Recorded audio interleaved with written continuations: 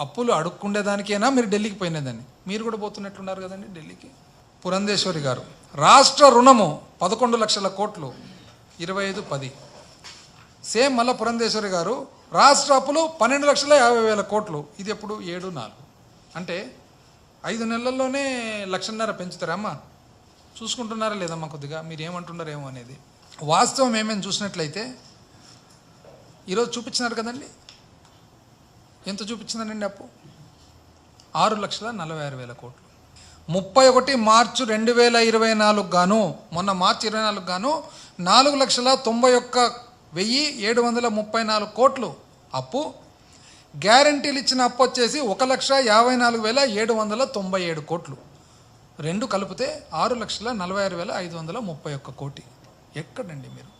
14 లక్షలను ఒకరు, 13 లక్షలను ఒకరు, 12,50,000 ఒకరు, 1,10,000